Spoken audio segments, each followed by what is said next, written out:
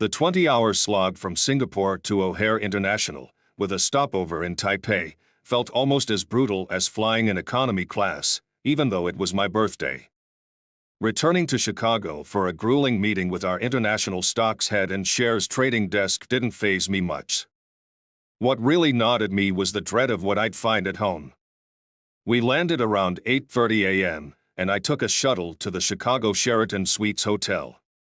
My room, booked just the night before, was ready for me as soon as I arrived. After dropping off my stuff, I hit the showers and then the gym. I worked out for an hour, followed by a long, hot shower and a brisk cold rinse to shake off the fatigue. Despite the brisk April chill in Chicago, I braved the cold until I was shivering, then warmed up under hot water. Feeling recharged, I headed to the hotel restaurant for a hearty American breakfast I'd been craving for months. I devoured pancakes, scrambled eggs, bacon, sausage smothered in maple syrup, and washed it all down with 4 cups of coffee.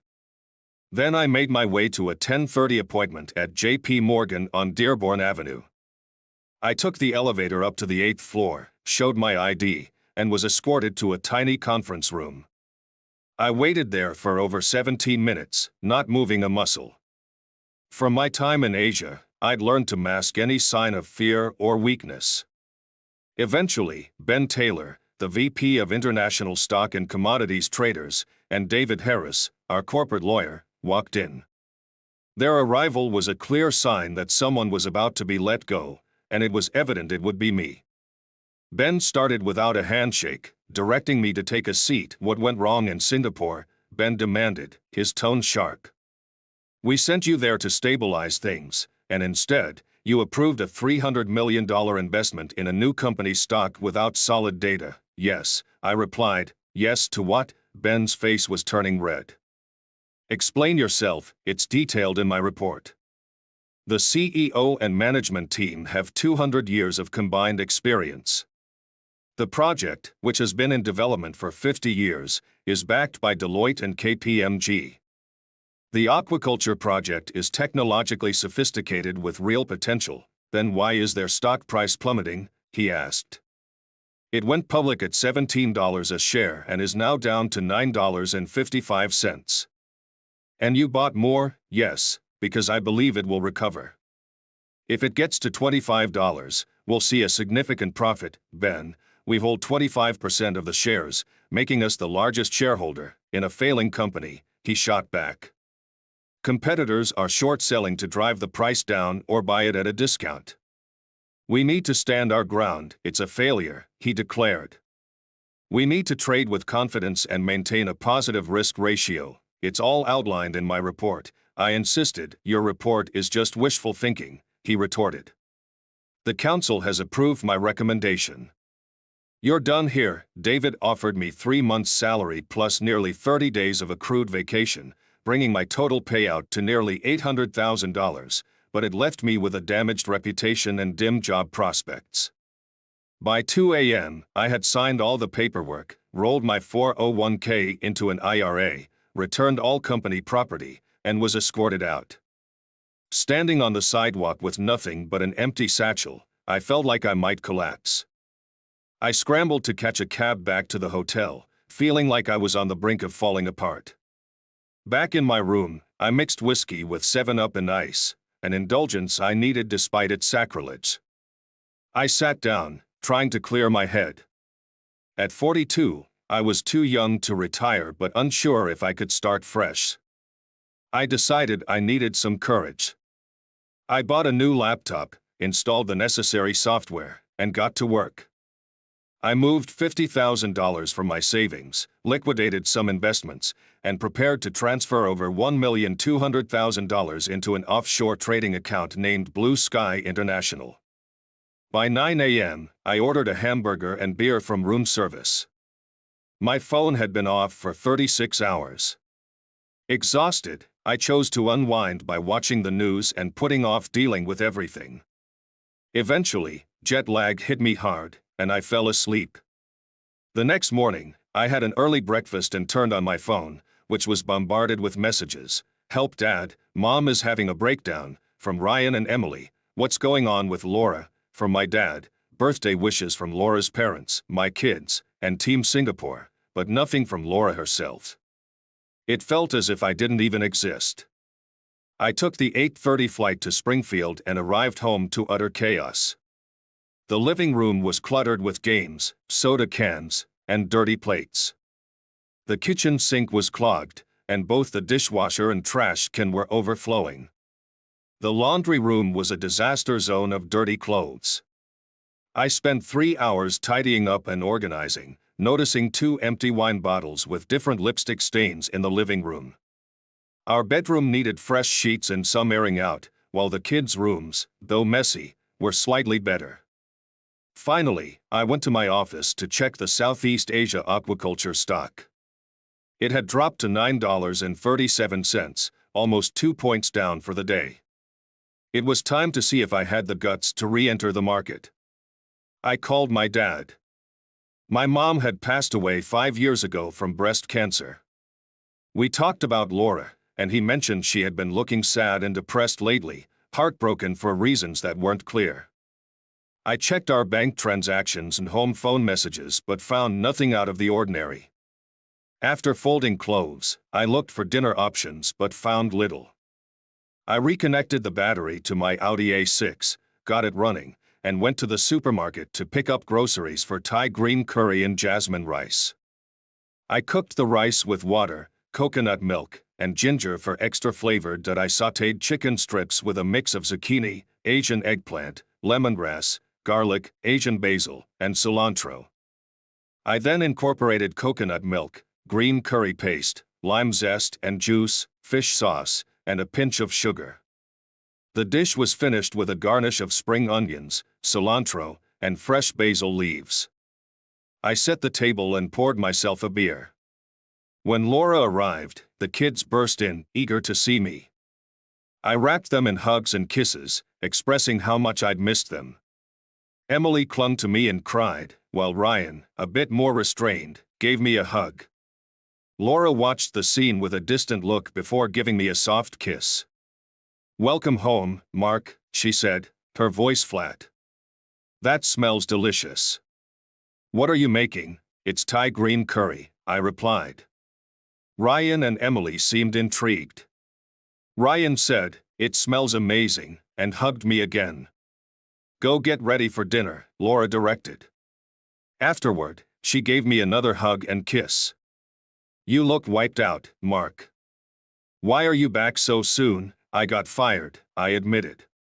She blushed and stumbled over her words. "We'll work something out," she said, but she seemed more like a stranger than my wife. "Are you okay?" I asked. "It's just work," she said, trying to muster a smile. "The market's not doing well, and there's a lot of stress at Mood." She waved vaguely to indicate the extent of the stress. The kids returned, and we sat down for dinner. I served the curry, poured wine for Laura and me, and Ryan had Mountain Dew while Emily had water. It was the first time in months we had a meal together. I shared tales from Singapore, including activities like dragon boat racing and combat archery. After dinner, Ryan and Emily surprised me with a wrapped gift. "Happy birthday, Dad," they said, which made Laura's eyes fill with tears. I kissed the kids as Laura said, "Oh my God, Mark, I'm so sorry." I completely forgot. I held back from mentioning the gold diamond earrings I had given her for her birthday and focused on the kids. I opened the present to find a Brothers in Arms set. I had always been a fan of the show and had wanted the CD collection. I hugged the kids again, our faces lit up with joy. Laura, clearly embarrassed and regretful, promised to get me something special the next day. "You really don't need to," I said. "Being with my family is all I need." Ryan and Emily hugged me again, saying, "Love you, Daddy." We chatted at the table for a while longer, but eventually, the kids needed to start their homework, so Laura and I began cleaning up the kitchen. "What's going on, Laura?" "You seem off," I asked. She hesitated before admitting, "I don't know, Mark. I'm feeling down. You've been away so much, and this last trip was especially long. We're living such different lives." Tears rolled down her cheeks. I feel lost. I pulled her into a comforting embrace, and after a moment, she let me hold her as she cried quietly. She was right. My job had kept me away for years. We had made sacrifices for an early retirement, but it was clearly taking a toll. Laura suggested I spend more time with the kids. I helped Emily with her homework, then Ryan, and finally tucked Emily into bed. Ryan confided, "Mom's not okay, Dad. She's been crying a lot and isn't doing much around the house. I think she's having a breakdown." Tears welled up in his eyes. "Please fix it, Dad," I nodded, though I felt uncertain about how to address the situation. As I went downstairs, I heard Laura talking on the phone. She hung up abruptly when she saw me. "Who was that?" I asked. "Just someone from work," she said defensively. She seemed upset but didn't want to discuss it further. Exhausted, I checked the Singapore Stock Exchange. CA shares had risen slightly to $9.90. I went upstairs, waited for Laura to finish in the bathroom, and then got ready for bed. When I reached for her, she tensed but eventually snuggled against me. "Please just hold me," she whispered. I held her for a long time, sensing something was deeply wrong. Was it the long separation? Had she lost interest or found someone else? Was she ill? These thoughts spun in my mind until I eventually fell asleep. I woke at 4:30 a.m., feeling drained and unwell. I went for a run and planned to buy melatonin to reset my body clock. An hour later, I came back to find Laura gone, with a note asking me to feed the kids and take them to school. I checked my bank account, saw that the money from JP Morgan had cleared, and transferred it to my offshore account. CA shares had dropped to $8.99. I faced a tough choice: fix my marriage or secure my financial future. Was it possible to do both? I spent time with Ryan and Emily, asking about their activities while I was away. They mentioned spending time with Laura's boss, Michael Reynolds, and his daughter Sarah, doing activities like miniature golf and movies. Ryan noticed my concern and defended their time with Sarah, saying they felt like a big happy family. I told them I was glad they enjoyed themselves and suggested a summer vacation. They were thrilled, and I hugged and kissed them before driving them to school. Afterwards, I called Peter Dawson, my old mentor, to discuss my situation. Peter, still a registered broker, agreed to review the CA prospectus I had sent him. Later, I stopped by a pharmacy near St. John's Hospital and saw Laura and Sarah Reynolds leaving, both looking deeply distressed. They seemed to share a strong bond in their griefs. I wondered if Laura or Sarah was unwell or if they were mourning a mutual acquaintance. The sight unsettled me, but I pushed on to my meetings. In my first meeting, Nathan Brooks promised he'd bring the CA investment up with his network. At the second meeting, Ethan Levine swiftly agreed to put in $10 million. After finalizing the paperwork, Peter gave me a call, letting me know he'd lined up some potential investors. We struck a deal on a sliding commission scale. I then phoned my dad to go over the CA opportunity, and he decided to commit $100,000. When I shared my concerns about Laura's behavior, he suggested it seemed like she might be going through a mourning phase. We rolled out her parents and siblings, given how distant her cousins were. Dad then gave me the contact information for a private investigator they'd used for previous cases of insurance fraud. Returning home, I made calls to my contacts in Singapore and Southeast Asia for the latest updates and recreated the risk assessment for CAA. The results were consistent with my report: solid numbers, a strong management team, and a promising early-stage project. The fact that the management team had invested their own money only bolstered my confidence. Everything was set for the SGX to open, and I was ready to dive into trading. Meanwhile, I got in touch with Raymond Foster, a private investigator with a slow southern drawl but sharp instincts. He required a $5,000 advance and would start work the next day. I spent the day sipping coffee and waiting. Ryan and Kathy returned late from their sports practice. I spent some time with them, explaining that I had important business to attend to. When Laura arrived, she seemed fatigued but more resolute. I picked up some Chinese food on the way home. I bought some dinner, she said, giving me a brief kiss on the cheek. Are you working? Hi, Laura, I replied. Her lack of warmth was palpable, and I chose not to respond with affection. I'll be working tonight starting around 7, all right, she said, handing me a small gift wrapped in festive paper. The card read, Happy birthday, Mark. Love, Laura. Inside was a bottle of Hugo Boss aftershave. I thanked her, and she planted a dry kiss on my lips. We had dinner together as a family.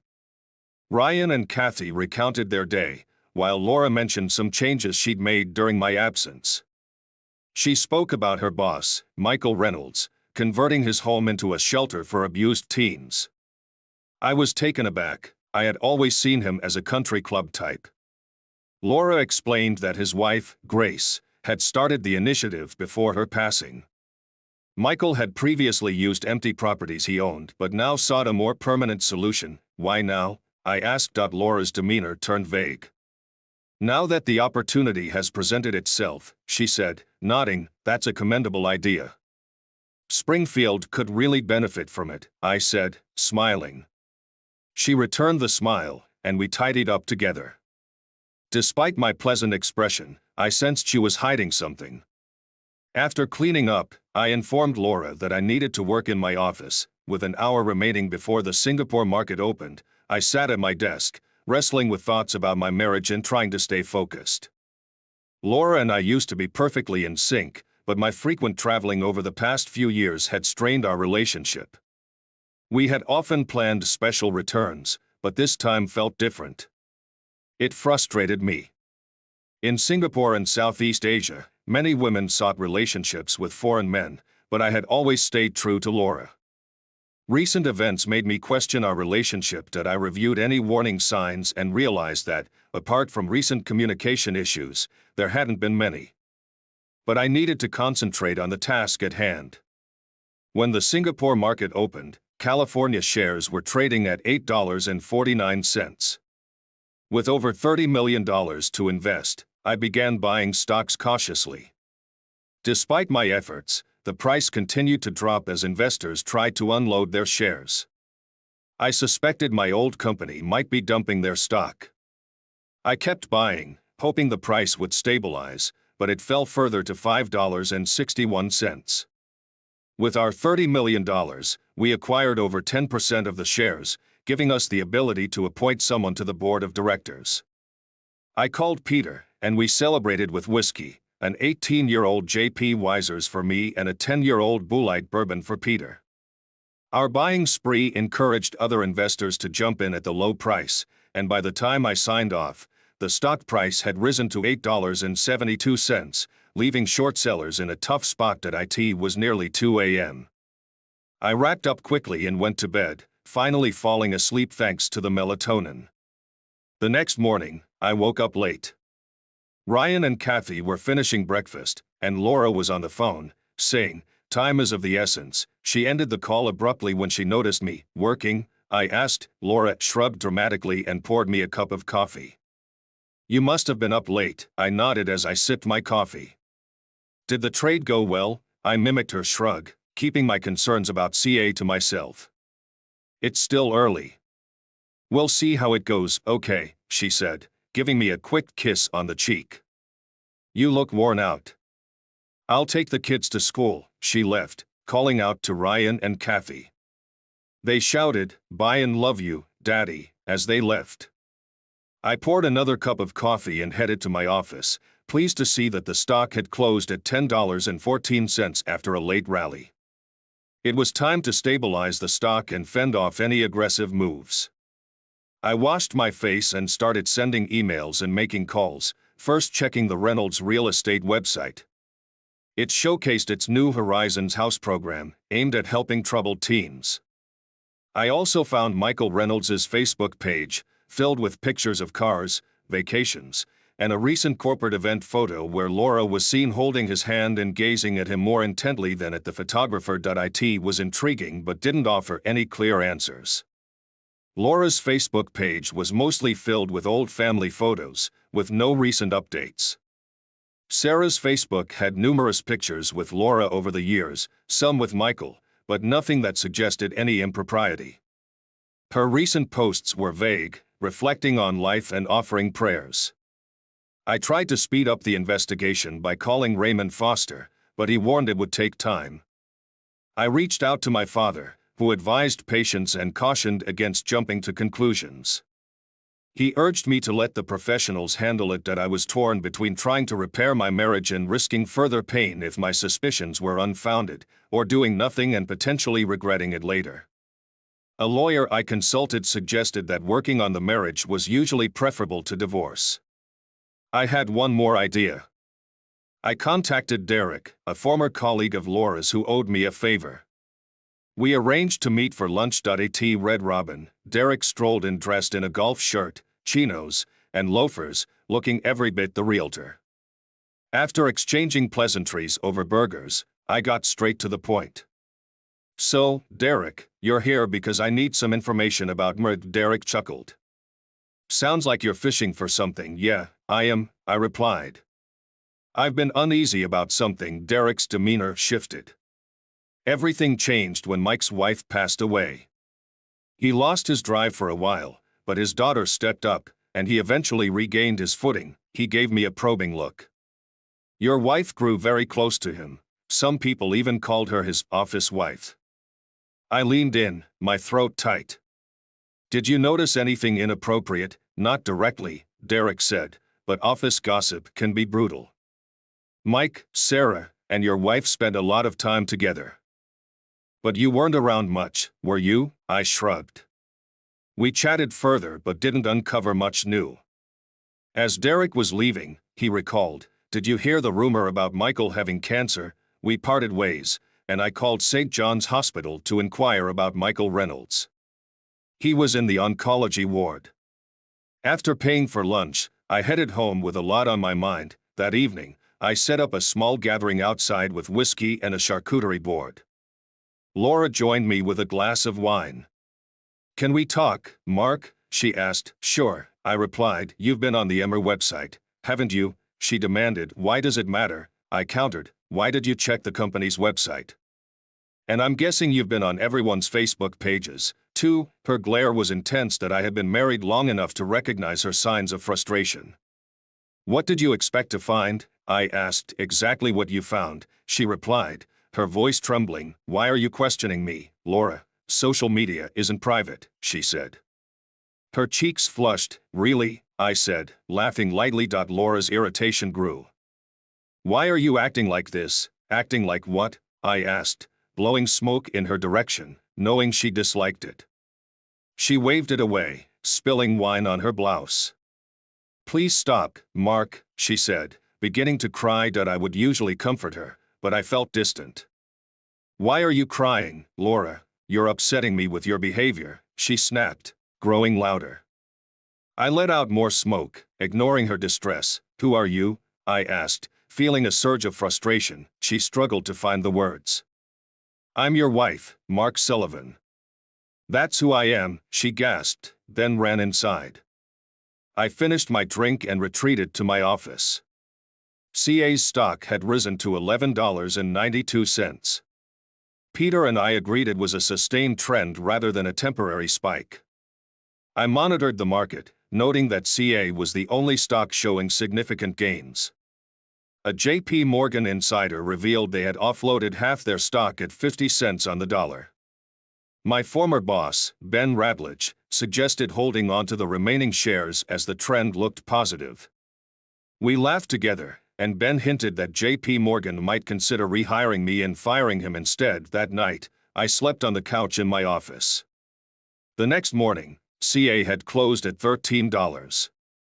The upward trend continued, doubling our investors' money. If the price hit $25, we'd see a 300% return.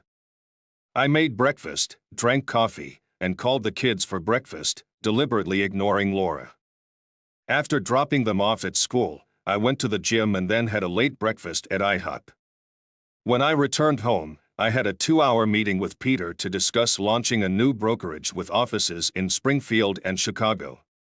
Peter would handle the structure and equity, while I would focus on the market strategy. I was drafting the plan when Laura entered, alone. I had left Kathy and Ryan at the Beckers for the night. "We need to talk," she said, pouring me a bourbon and herself a glass of wine. We settled in the living room, and I waited for her to speak. "I don't know what you think I've been up to while you were gone," she began, "but you're being very disrespectful and unkind." "Disrespectful?" I raised an eyebrow. "Yes," she said, her voice breaking. "We're like strangers now. After 17 years, you're saying we're strangers because I've been alone for 4 months? All the calls, texts, and video chats didn't matter. There's been a lot of pressure on me, and you've been far away," she said, wiping her tears. "But you're my husband, and I'm your wife, and that's what should matter." Laura stood up and walked away. I sat there, sipping my bourbon, wondering if she had lost her mind. I heard her on the phone and then the sound of water running from the bathroom. Later, she came downstairs dressed in a gray dress, black shoes, and the pearl necklace I had given her. "Go take a shower and get dressed," she said. "I'll make a reservation at Chesapeake Seafood Restaurant." I got ready in 15 minutes, pushing aside my growing suspicion that Laura was on the phone again. At the restaurant, Laura ordered a gin and tonic, while I chose a Singapore sling. We started off with Chardonnay and appetizers, discussing the kids and other light topics. Laura seemed remarkably unfazed by my job situation. "You're one of the smartest people I know, Mark. I'm sure you'll find another job in no time," she said, her smile not betraying the gravity of our situation. She was oblivious to the fact that the future of CA was critical to our stability. As the evening went on, the conversation shifted to friends, family, and daily life. When our main courses arrived, captain's platter for me and lobster for her, Laura treated me to wine, and we enjoyed the meal and each other's company. If she was hiding an affair, she was doing an impressive job of concealing it. We finished our dinner and went home. The next morning, I woke up to the smell of coffee and bacon. Laura was in the kitchen making scrambled eggs, bacon, and English muffins. We ate together, discussing household chores. After breakfast, Laura went out to pick up Ryan and Kathy. While I was in the backyard, my phone rang. It was Raymond Foster. "Can we talk?" he asked, making my heart sink. We arranged to meet at a downtown coffee shop. I left my work, tidied up, and met Raymond. When he spotted me, he waved. Contrary to what I had imagined, he was a small, unassuming man, about 5 feet 7 inches, thin, with gray hair and a balding pate. He wore dark trousers, a shirt, and an old sports jacket, and his shoes looked like they came from Walmart. Yet, his high-end cell phone and firm handshake revealed a different side to him. "Mr. Sullivan," he began without preamble, "we didn't catch your wife at a hotel or in any clandestine meetings." He raised a hand to forestall any interruption. "But we do have substantial evidence that she's been having an affair with her boss, Michael Reynolds, for at least 2 years. It's an open secret in the office. His daughter Sarah is aware and even facilitates their meetings. Your wife often left the kids with friends to spend weekends with Reynolds while you were away." The revelation hit me like a punch to the gut. My pulse quickened, and my hands gripped the table as if to steady myself. Hearing the truth from a stranger was a shattering experience. Raymond continued speaking, though his words barely registered. "Reynolds has been diagnosed with aggressive pancreatic cancer. He has only a few months to live." "What?" I asked, struggling to comprehend. "He's undergoing treatment, but it's not effective." "He has metastatic pancreatic cancer," Raymond said, confirming what Derek had hinted at. Laura's behavior began to make sense. She was mourning the imminent loss of the man she loved and was grappling with his declining health. I shared my thoughts with Raymond, needing someone to confide in. His next words resonated deeply. "Cheaters often downplay their actions by saying it was just physical, but that's a misconception, Mr. Sullivan. They're invested in the relationship. Long-term affairs are about more than just physicality, they involve sharing experiences, hopes, and dreams. They create a personal bond and justify their actions by finding faults in their spouses. The weight of his words crushed me. My wife was in a relationship with another man, giving him her full attention and experiencing excitement that had faded from our marriage. We agreed to pause the investigation while I considered my options. After Raymond left, I sat there, grappling with the reality of my situation. It was clear that my marriage was over. The idea of staying together for the children no longer seemed viable. Many children in the U.S. live in divorced families, and mine would be no different. Sipping my cooling coffee, I felt a deep, genuine pain. Laura and Reynolds would face consequences for this betrayal. I tried to suppress my emotions. Anger and grief wouldn't help. I recalled my time working in the Far East, where business and life were seen in multi-generational terms, akin to Southern Europeans. When two families clashed, there was no reprieve until one was defeated. I wasn't a mafia boss or a triad leader, just an ordinary man with limited power. I asked for more coffee and began to formulate a plan for revenge. I called Raymond and asked him to find troubled women who had been assisted by the Reynolds. It was a long shot, but I was aiming high. In 2014, during a trip to Kenya, I had learned that catching a marlin required first catching smaller fish like bonito to use as bait. This lesson provided me with a strategy. Returning home, I did some breathing exercises to calm myself and maintained a composed facade. Laura wasn't home, so I completed my tasks. Later, she came back with Ryan and Kathy. We grilled steaks and corn on the cob, made coleslaw, and warmed baguettes. I spent the day being a loving father and husband, but inside, I was consumed by cynical thoughts. Cynical Mark concluded that Laura's recent efforts were all about damage control due to her lover's deteriorating health. I was just a backup plan, a placeholder in her life while Reynolds was dying. The time I spent with Ryan and Kathy was genuine, but my interactions with Laura felt like scenes from a poorly scripted B-movie. Cynical Mark reminded me to remember this reality during the divorce and when seeking new relationships. The following days felt like a charade. Living a lie while playing my part. On a positive note, Peter and I successfully established the new trading organization, registered it in Singapore, and transferred the CA portfolio. CA was now trading at $16.33. After a tumultuous period, we had more than doubled our initial investment and were on track for a potential threefold return. My cold, calculated demeanor was proving effective, but it also made me increasingly paranoid. I implemented new security measures, fingerprint and password protections, encrypted all my files and emails, and made a habit of turning off my laptop when not in use. I deleted all emails not from Peter, uploaded essential files to the cloud, reformatted my phone, and re-uploaded necessary data.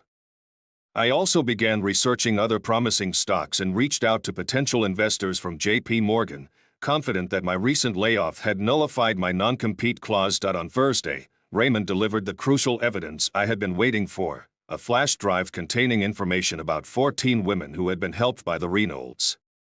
We met at a different coffee shop due to my heightened paranoia. The flash drive contained brief biographies and old photos. 5 of the women still lived locally. One of them, Maya, worked as an escort. I purchased a cell phone, called her, and arranged to meet at a motel. Maya arrived promptly, a small, thin woman with tattoos. "Show me the money," she said. I placed $200 on the bed and asked, "How would you feel about making $1,000?" Initially, she refused, but after I clarified that I wanted information, she agreed to talk. Maya recounted her story. She had left home after school, ended up on the streets, and started selling herself for food and lodging. After a traumatic event, she was taken to the hospital and then to Mrs. Reynolds' house, where she stayed for 6 months before leaving due to dissatisfaction with the rules. I asked if she had experienced any bullying at the house. She hesitated and then asked, "How much?" I offered $5,000, but she skillfully negotiated for $20,000, claiming it would help her and her daughter start anew. I promised her a job in Chicago if everything worked out, which made her eyes light up with a mix of hope and fear. I reassured her, and we finalized our agreement. We exchanged numbers, with her saving mine under the name Jerry. Phase 1 was complete. At home, I maintained the facade, and Laura seemed to be buying it. She was preoccupied with the Reynolds Legacy project and didn't notice much else. We cooked and ate together like old times. During breakfast, Laura mentioned she'd be busy with New Horizons house, and that the grand opening was on Monday at 10 a.m. I already knew from the company website and social media. I feigned interest and subtly questioned her, learning that the mayor and local media would be attending. Did they stop the chemo and radiation so Mike could feel well enough to attend? I asked, hoping for more insight. Laura checked with someone, likely Sarah, and then shed a few tears. It's going to be a life-changing moment. I had no intention of letting it be life-changing in the way she hoped. My divorce papers were ready, waiting to be filed. Illinois was a no-fault state, so it would be a matter of irreconcilable differences. I started the day by checking the SGX. Our stock had reached its issue price and was climbing. It was a good start to Friday. I tuned into WMA radio at 9:30 a.m., where Sarah discussed the New Horizons house, praising its social responsibility and urging community support and donations. However, a hesitant caller soon disrupted the smooth narrative. Through sobs, the caller revealed, "Please don't believe the house helped anyone. It allowed Mr. Reynolds to misuse women." Sarah vehemently denied the allegations, defending her father. The caller continued, "He did, and more than once. I'm a strumpet now, thanks to your precious daddy. My name is Maya, and your father ruined me." The connection was cut off abruptly, and the station went to a commercial break. When they returned, the host was torn between continuing the original interview and addressing the shocking revelation. Sarah tried to dismiss it, but the lines were flooded with listeners' reactions. Some defended Maya, while others dismissed her as a disgruntled claimant. Another caller, Nina, added fuel to the fire, saying, "Michael Reynolds misused me too." A married woman with children also called in, sobbing about the stress Reynolds had caused her and the things he forced her to do. She disconnected, leaving a long silence before the host, who sounded emotionally affected, could speak. The public response was a mix of outrage and defense, transforming a low-interest story into an emotional storm. I called Tracy, an old high school friend who works at the local newspaper and anchors the news for 2 regional radio stations. I asked her if she had heard about the situation on WMA and WTX. She had.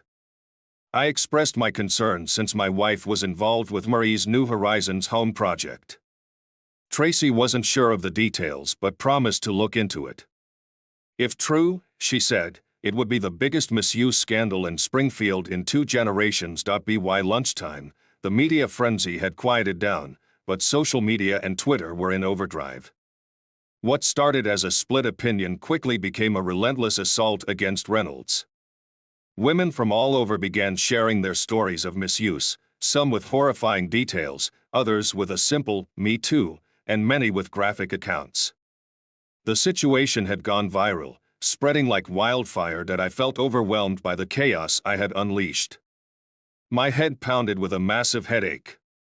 After taking Tylenol and a long, cleansing shower, I broke down, sobbing harder than I had since my mother's death. The weight of the storm I had set in motion felt unbearable.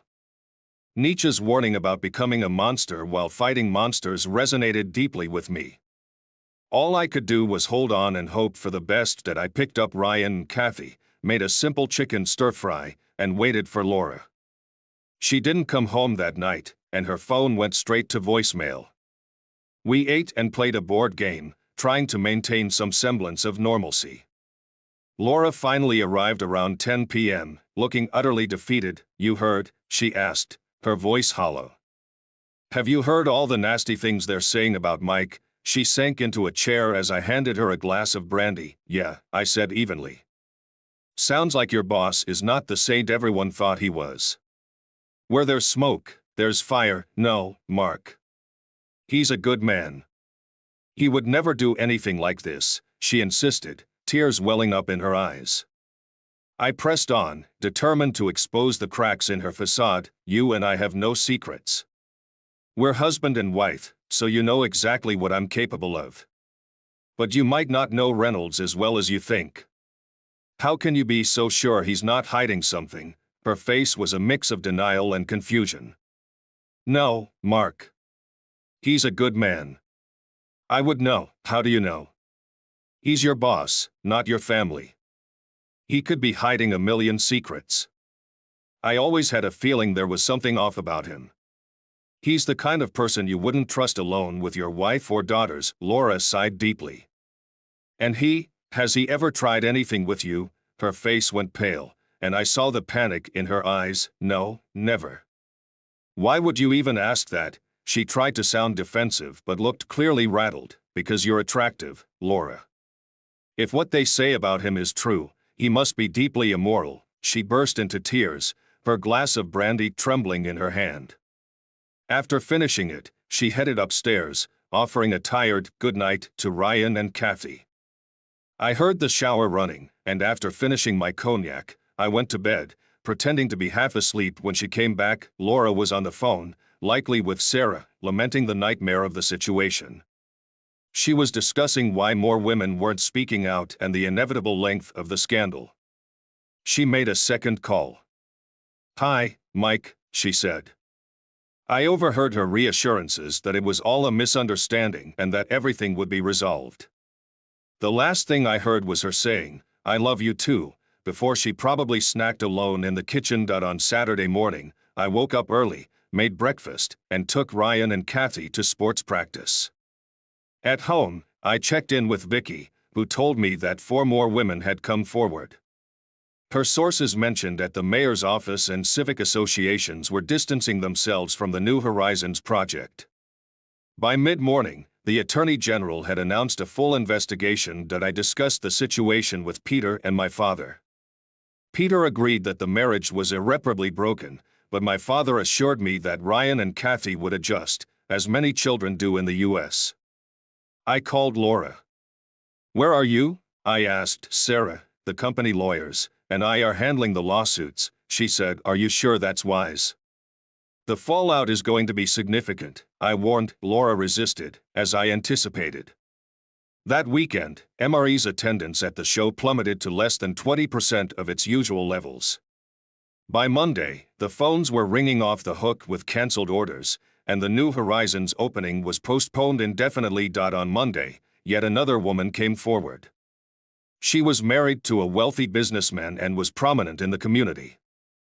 She claimed Reynolds had misused her twice during her 8-day stay at the house and provided her lawyers details for a class action lawsuit. By the end of the week, the situation had reached a critical point. Reynolds was interviewed by the district attorney at the hospital, and his condition deteriorated significantly. 2.3 of the 5 women testified to the police about assaults that occurred around 5 years ago. 3. The media storm forced MRE to shut its doors permanently. 4. The California stock soared past $24.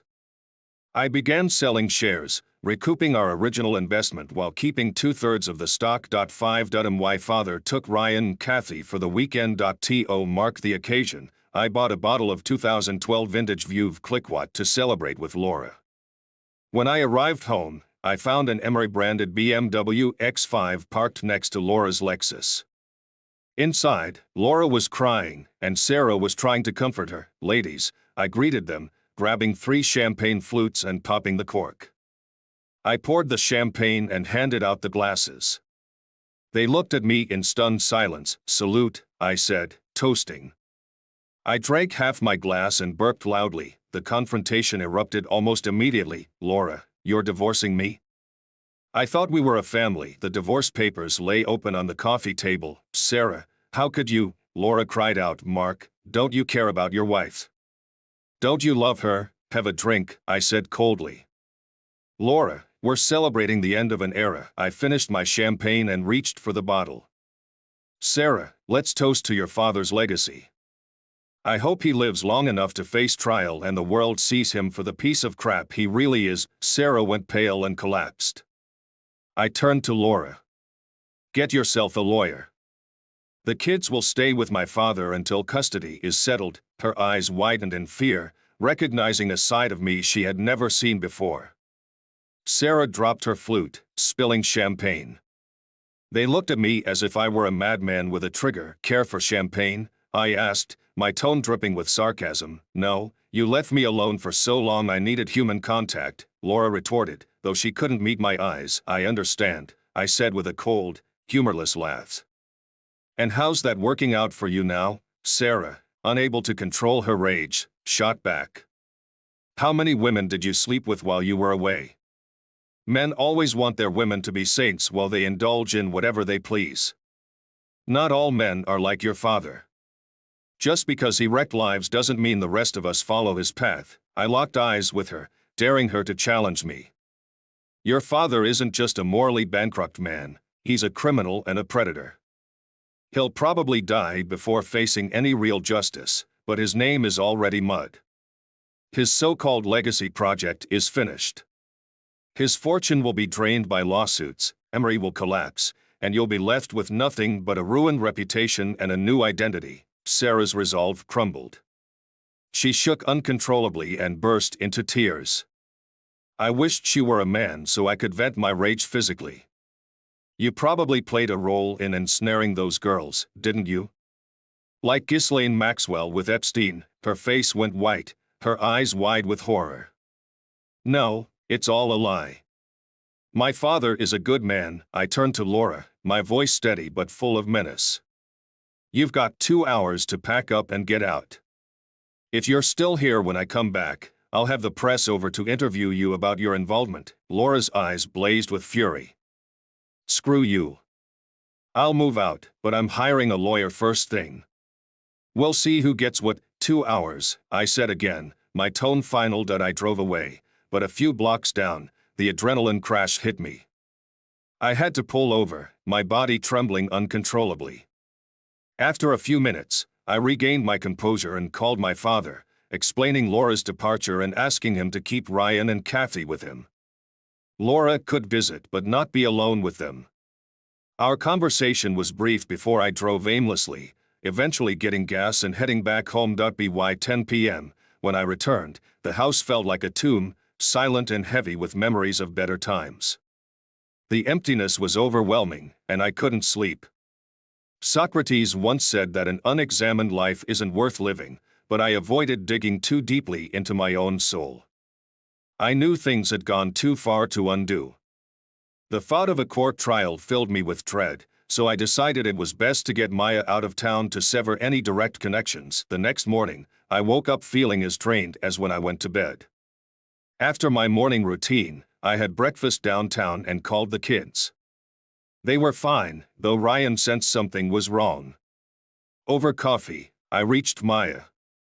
Did I deliver as promised? She asked. That I confirmed she had.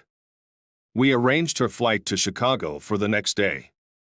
I transferred $25,000 from my offshore account to Peter's, then to her new bank account. Maya was set to start a new job as a property management assistant through one of Peter's contacts. While sipping my coffee, Tracy called.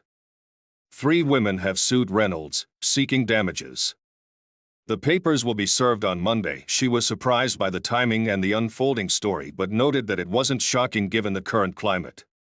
Once Maya, who claims to be from Kurdistan, gained attention, others followed. Just like with Weinstein, I spent the rest of Saturday with Ryan and Kathy, breaking the news to them about the divorce and their mother's affair with Reynolds. Kathy didn't fully grasp it, but Ryan did. She was with Mr. Reynolds, Dad? He asked, his voice steady but troubled. I nodded. Yeah, they've been together for quite some time. Kathy burst into tears, while Ryan remained stoic. We went to the golf course with my father, hitting a few buckets of balls. Ryan and Kathy showed a natural swing with my old clubs. We had dinner at a Greek restaurant before heading to bed. Returning to my quiet, desolate house, I faced another sleepless night.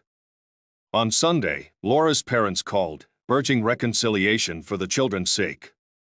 How can I reconcile with someone who's been unfaithful for years, especially with someone like Reynolds? I asked. They sighed, and I assured them it would be settled in court. They were left grappling with the painful reality of their daughter's actions. Life dragged on, painfully slow. Ryan and Kathy moved back in with me, and my father stayed to help. My business began to recover as Peter and I received positive feedback. Tracy informed me that a fourth woman had joined the lawsuit against Reynolds, but Maya wasn't among them. I met with Laura's lawyers to discuss the division of assets. I had already set up education accounts for Ryan and Kathy from our joint assets, so they were protected. My final paycheck and payments from J.P. Morgan were stashed in my offshore account. Laura's lawyers suspected a golden handshake but had no idea of its magnitude. It was only a matter of time before they subpoenaed the HR documents. I offered Laura nothing, as she had a lucrative job. Her lawyer argued for at least $250,000 in cash and near-cash assets. I told them it was all tied up in unprofitable stocks. Laura and her lawyer called it a lie, but I laughed. Take the deal, Laura, or I'll drain you dry fighting this. I'll make sure you're left with nothing. Why are you being such a jerk? She demanded. I deserve half of whatever's left. Go ask your second husband for money. You had a better marriage with him than with me. But hurry, he might not have anything left after those women get their due. The legal battle dragged on for months. Laura's stance wavered between meetings. She first claimed I exaggerated her relationship with Reynolds, then blamed me for her behavior, later wanted reconciliation, and finally threatened to take everything. Her lawyer said he'd get her back in the house immediately. I gave her my widest, most menacing grin. Be careful, Laura. If you push too hard, I'll expose your role in this scandal. She paled, her face drained of color. Try it and see what happens. As I left the lawyer's office, I saw Sarah watching me with a scowl. I smiled at her as one might at a ghost. Her expression faltered. You should have stayed out of this, Sarah. Actions have consequences. 2 days later, Maya had her $5,000, and the media was ablaze with stories about Sarah Reynolds' complicity in her father's disgrace. The DA's office faced mounting criticism for not arresting Reynolds or taking action against Sarah. In a media briefing, they stated the investigation was still in its early stages, but the press didn't relent, and another storm erupted. The public, still reeling from the Ghislaine Maxwell and Jeffrey Epstein scandal, quickly turned their anger on Sarah. Reynolds was now sued by 4 women, which only heightened my anxiety. The looming court battle was a significant risk and could jeopardize everything. 6 weeks after my return from Singapore, the doorbell rang.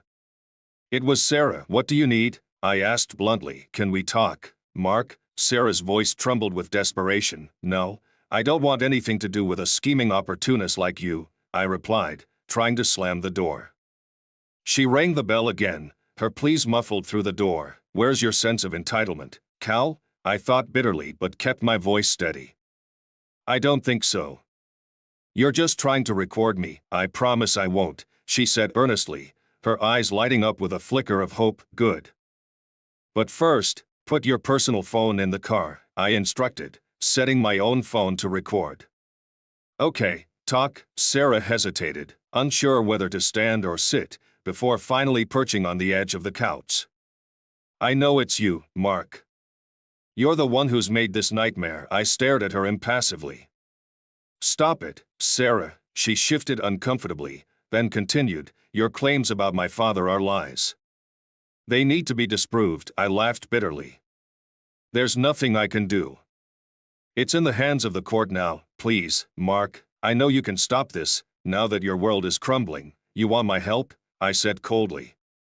Where were you when your father was with my wife? Her face turned crimson with rage and embarrassment.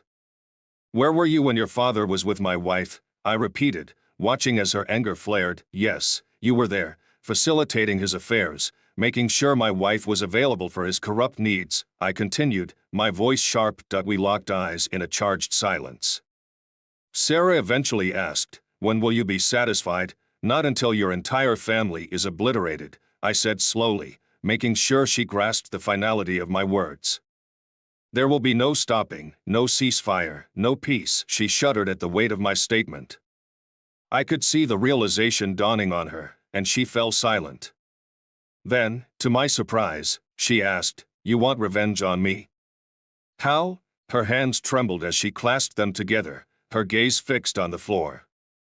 With a stagger, she retreated to her BMW, leaving me feeling a twisted mix of satisfaction and disgust. The rest of the week was a blur of legal meetings and client consultations. Peter and I were deep into due diligence on promising listings in Hong Kong and Johannesburg. The class action lawsuit against Reynolds was gaining momentum, with Sarah and her attorneys scrambling to settle out of court. Meanwhile, the DA struggled with prosecuting a man who was at the end of his rope. The Reynolds had been nearly drained of their assets, with the women receiving over $2 million each. Emery was essentially dead. My final act of vengeance came when I visited Reynolds in the hospital. I strode in confidently, blending in as if I belonged there. No one questioned me. I wanted him to know exactly who had dismantled his life and legacy. He lasted only 2 more days before Sarah had him cremated. His funeral was a small, somber affair with only 5 attendees, including Laura. Laura tried to take Ryan and Kathy with her. "I'll see you dead first," I told her coldly. "You would, wouldn't you?" she replied, a mix of fear and hatred in her eyes that mirrored Sarah's final look. "You destroyed him, didn't you? All because of a relationship between him and me? You went mad and ruined so many lives," I laughed harshly. "You planted the seeds, Laura. Why didn't you just tell me you wanted someone else? We could have divorced, but you chose to neglect me." "I love Mike," she admitted quietly. "He gave me what I needed. With you, I felt like your job came first. And after Ryan and Kathy, I felt even more isolated." I played a recording on my phone. "Was it worth it?" I asked. "No," Reynolds wheezed, barely able to speak. "You ruined everything I worked for. It's your own fault, Reynolds," I said. "I made you pay for your sins." "How did you find out about my manipulation of those women?" he rasped. I laughed uncontrollably. "I didn't know, Reynolds. I thought I was just making things up. But now I see why those women came after you. It all unraveled from a single crack." "Screw you, Sullivan," he panted. "Those women owed me." He tried to sit up, but his strength failed him. Laura collapsed to the floor, overwhelmed by the shock. I walked away, leaving her in the hospital room, her face a mask of disbelief. When Murray liquidated its assets to raise cash, I seized the opportunity to buy the house they were converting into New Horizons House for a pittance. I announced plans to transform it into a full-fledged shelter for abused women, renaming it Joy Sullivan House in honor of my mother. I placed it in trust with my father and the 4 women who had sued Reynolds. They became trustees, and their involvement drew media praise. During the divorce proceedings, Laura got primary custody, and I paid alimony until Ryan and Kathy turned 18. Laura could remain in the house but had to contribute 50% toward the mortgage. Alimony for her was 0.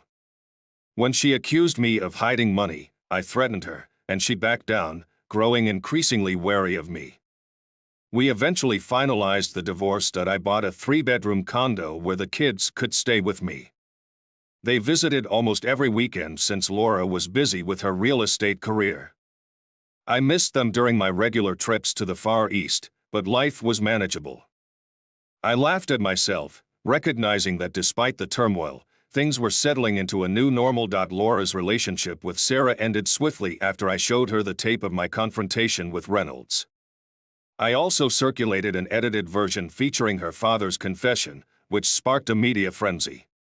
Sarah vanished a couple of months later, never to be heard from again. I met Maya in Chicago, who had reinvented herself as Leanne Roxton.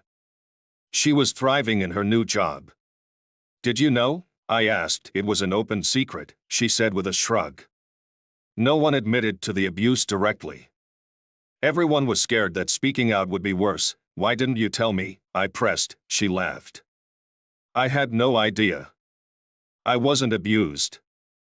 I reached out to a few women, offering them $5,000 to say they were." Nina Scott, the second woman I contacted, fell apart on the phone and was the first to call the radio station when Reynolds' daughter was on air. That's how the Me Too campaign started. You could have made a fortune. I sympathized. She shook her head. By the time the lawsuits against Reynolds happened, I was already in Chicago and out of the loop.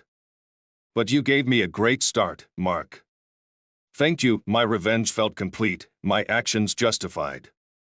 The Reynolds had been devastated like characters in a tragic tale. I had learned and executed lessons in vengeance in ways I hadn't imagined. Financially, I was improving. My business was growing, and Peter was considering retirement and selling his stake to me. Ryan and Kathy were adjusting well, thriving in school, sports, and friendships. Life moved forward. About 4 years after the divorce, Laura began dating an older man.